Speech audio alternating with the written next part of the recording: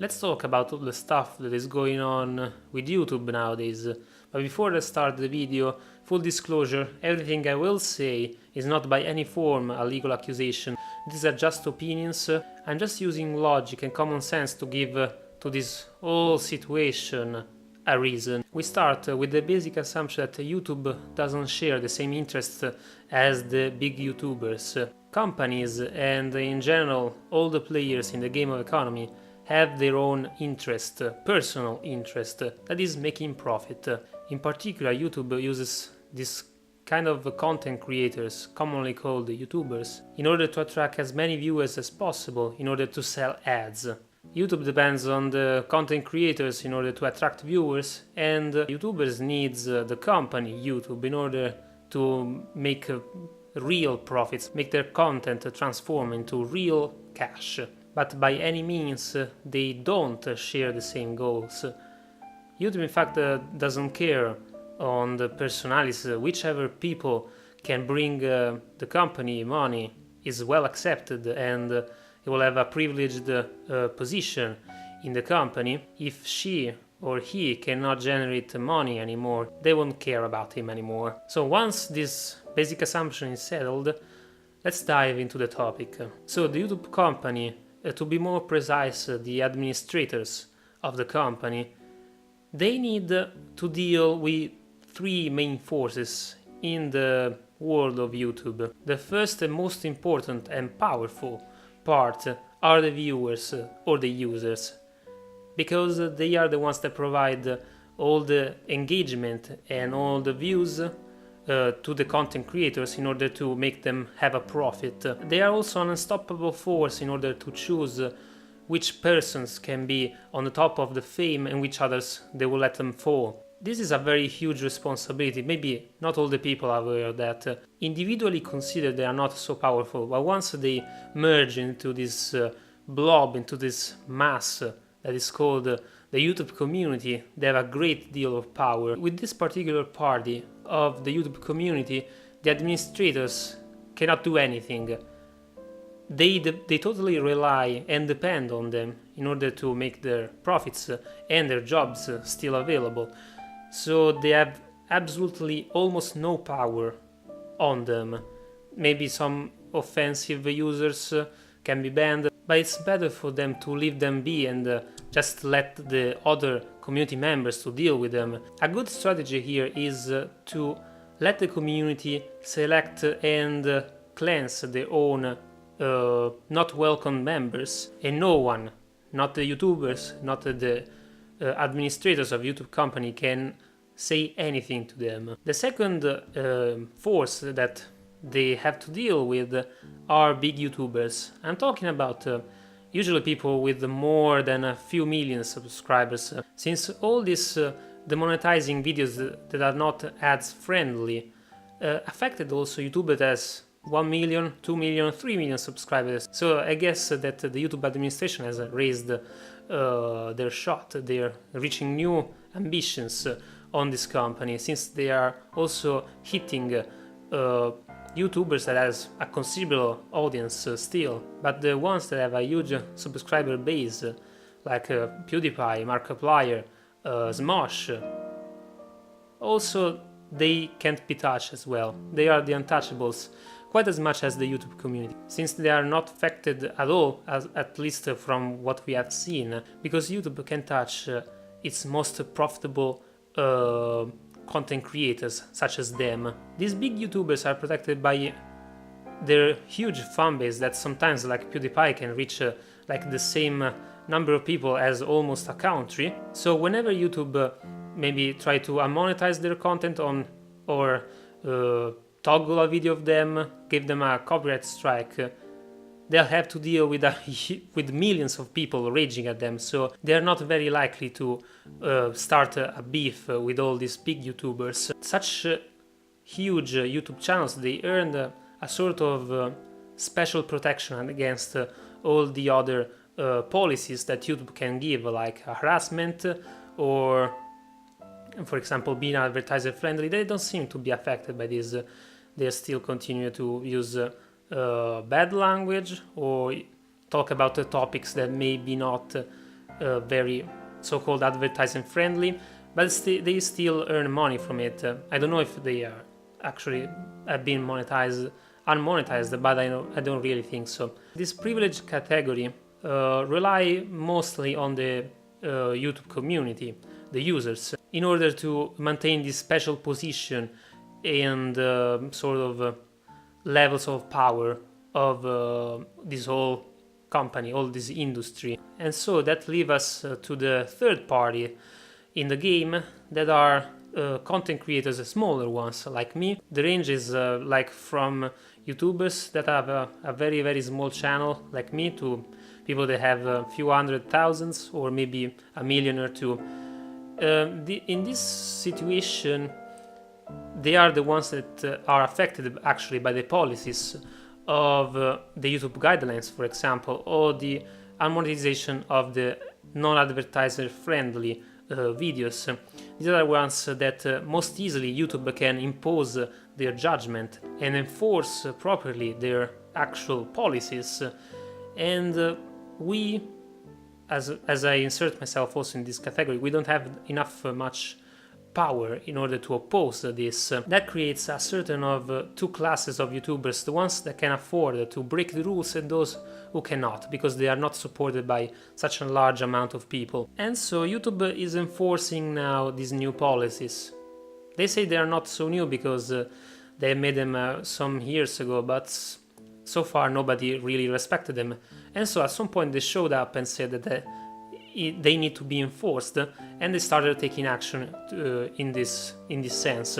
In my opinion, this move has a reason in the fact that the YouTube administration is trying to put a leash on the content creators. From what I get of all the videos I've seen, big YouTubers are not very dependent on YouTube. It's more the contrary. YouTube depends on them, so they actually feel free to do whatever they want. They do not feel much the pressure or the imposition of rules on them by the administration of YouTube. And with that, maybe they started to create content that is not so valuable anymore in terms of profits. And YouTube wants to change that. It wants to put a leash on them and also trying to apply the rules to the untouchable ones in order to make more profits.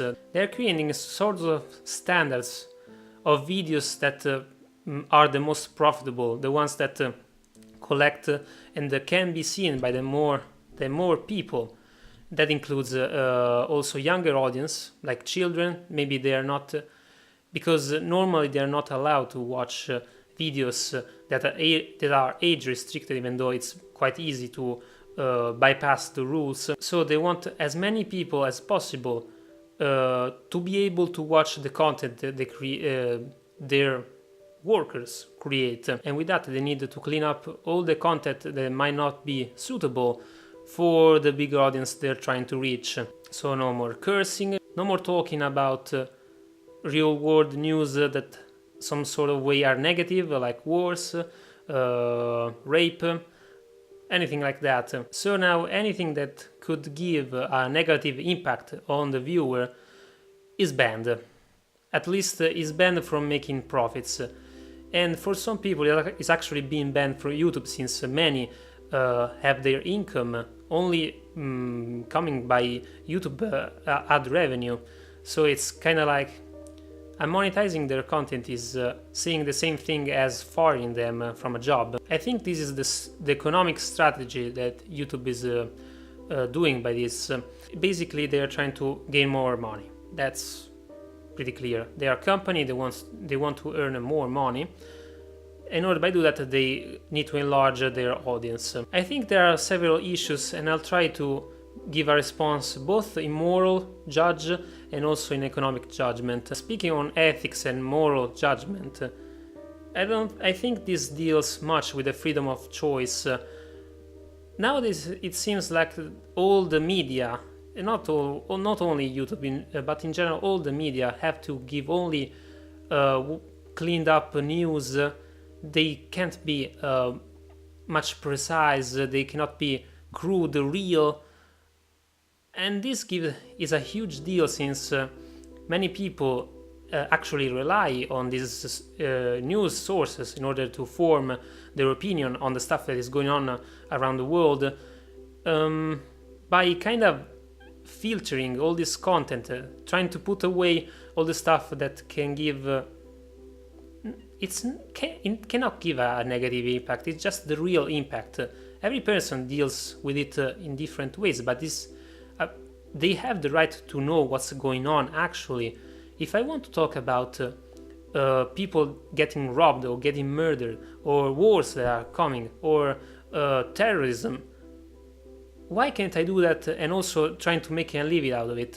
Think about journalists or news reporters. They have the right to earn profits from all the work they do in order to give us the information about places we will never go, like war places, and talking to people that have suffered a big tragedy. In my opinion, this goes against the freedom of speech, and even more important, could be also against the freedom of having the real news be spread out and heard from all the audience.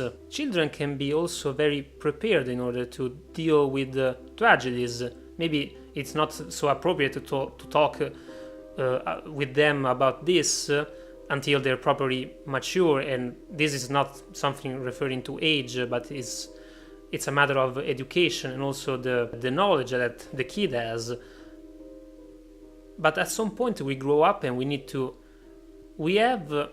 take the responsibility to know what is going on around the world, since a part of what is going on is actually our responsibility. We also need to be aware of the consequences that some actions we may or we may not do have on the real world. And then coming back to all the YouTube structure, this is creating a sort of two classes of YouTubers, of content creators. The ones that are privileged, they don't have to deal with all the policies and all the unmonetizing and strikes, and the ones that do not have enough force to go against them. It's not like I envy the big YouTubers since they don't have to stay at our same rules as we smaller channels. Is that I don't think that these rules should be taken so strictly. If you want to protect your audience from contents that may be not appropriate for them, there's always an instrument that is the age restriction. Virtually all the people that may not suitable for this kind of content should not be able to watch it, even though, as I said, it's easy to bypass this rule. So you have a first defense against the so-called security of the viewer. So to each his own. People that are under the age of 18 will watch a certain kind of content, and they are free to choose that. And those who are more than 18 years old, they are able to choose their own content. Also an issue with the age restriction, with the fact that you are not able to monetize age-restricted videos. Why shouldn't I be allowed to do that? I mean, if I want to do a channel that has content for more mature audience, like I do, for example, all my audience are the average viewer of my content is above the 18 years old. I mean, why shouldn't I be allowed to make content that is such my targeting audience? If I want to make, for example, horror movies or dealing about sex topics, for example, why am I not allowed to do that? This is probably the biggest fallacy of the YouTube system I recognize. The fact that you cannot monetize age-restricted videos, especially since YouTube wants to monetize all that is profitable. Mature content is also very profitable. It's not like they have to make YouTube like a porn site or something, but if I want to talk about stuff that is for an older audience, I should be also eligible for making money out of that, since I'm also bringing viewers to the YouTube community. I mean, I'm bringing new members and giving more money to YouTube actually in this sense. Why shouldn't I have my share also of this work I'm doing? It's not like I'm working for free, usually. So these YouTube actions both hurts in moral judgment as the freedom of speech, and also in economic ways, since they are not taking advantage of all the possible wider audience they can have, also enabling people to watch all the types of content they want to watch. Since it's kind of contradictory that YouTube can put morally ambiguous advertisement on the videos, if I do not go to my YouTube page and I personally clear out all the checks that are put in the kind of advertisement I want in my videos, I would have also advertisement about gambling, about religion stuff, also magic and esotericism. There are many kind of advertisement that are not suitable, especially this kind of advertisement are not suitable for all the audience. It's kind of strange that they allow this mature kind of advertisement, but content that have the same level of maturity are not allowed to do that. Also, talking about YouTube needs to be more precise and clear about its rules, and this is also as an explanation. I started reading Atlas Shrugged, a famous book, which I would recommend you to try at least to read it, because it's very, very long and it might be boring in some parts, but it gives a perfect explanation on the transparency and the clearness of someone's policies. If you are unclear with your actions and you put mist on them and people are not able to see properly what is your goal, it is more effective. In this sense, you cannot prepare a proper defense against these policies. You cannot take a precise stand against them, since they are so vague and not coherent and maybe not defined. In this way, it's easier to apply them without having someone to deal with against them. It's a way to not let the others that are affected by these policies to build a proper defense to them. It's kind of exploiting their weak parts, the fact that they are not able to know what are the rules that will enforce on them, and they will put boundaries on them. There is also a very interesting topic that deals also with the general relationship between the public power, such as the state, and the citizens. If there are not clear enough laws, the state can maybe apply penalties to a larger group of people if the laws aren't clear enough.